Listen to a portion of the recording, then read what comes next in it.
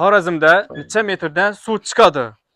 Assalomu alaykum, kanalimiz obunachilari, YouTube kuzatuvchilari, bizani uzoq yaqindan kuzatib turgan yurtdoshlarimiz uchun bugun foydali videolardan birini qilib beramiz. Ya'ni, xudo xolsa o'zimizning xonadonimizda Hamidamiz xizmatda, ya'ni kran kalkacaklar yerdan, xudo xolsa necha metrdan suv chiqadi, narx-navolarni, bularning ishlarini, sifatini sizlarga ko'rsatib beramiz yurtdoshlar. Bir donadan like-ni bosib, kanalimizga yangi bo'lsangiz obuna bo'lib qo'yishni esdan chiqarmanglar. Kran kalktiraman degan do'stlaringizga videoni jo'natib, bizani kuzatishda davom etaverasizlar. Ag'a qarmang. Bay. Xo'p, ina.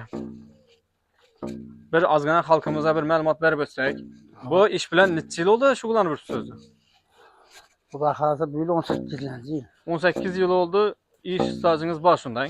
Bor. 18 yillik usta ekan bular yurtdoshlar. Xudo xolasa shu 18 yil davomida qilib keltirsiz shu ishlarni, to'g'rimi? Xudo xolasa. Xorazm, yana nelargacha xizmat etasiz shunda? Oblast bo'ylab. Oblast. Farqi yo'q, hamma yerga boraveradi. Qoraqalpoq ketaveradi. Qoraqalpoq ham o'tib yuribmiz. Xorazm, Qoraqalpoq bo'yicha borib, o'rnatib, xudo xolasa chiroylatib, mazali suvlarni chiqarib beradigan og'amiz ishini. 18 metrdan qalqib bilamiz. 18 ang? Uy, keyin yana nelarga ketadi endi u? Endi shu Domlar ham ham qalqadi, domlar ham qalqilaveradi, otegina. Farq yo'q axir. Yo'q. Yana yurtdoshlar qalqib beradigan yer bo'lsa, qilib beriladigan yer bo'lsa, bemalol pastdagi nomerga aloqa chiqaverasizlar, xudo xolasa.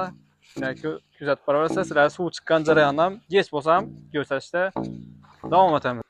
Yana yurtdoshlar, bu ish ham ongsa emas ekan ya. Ustalarni do'stona qilma. 5-6 metr yer. Necha metr yurdingiz endi aka?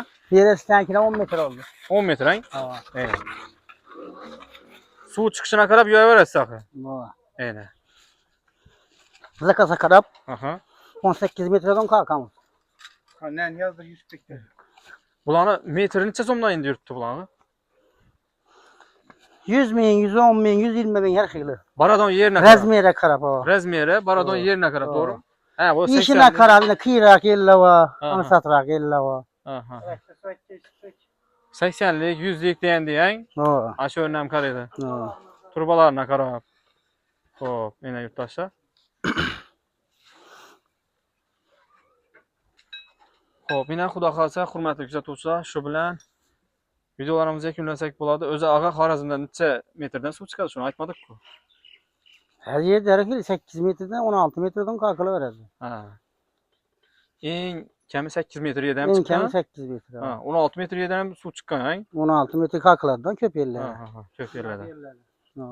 Suvga uzoq, yaqin shunga qarab. Ha. Aynan.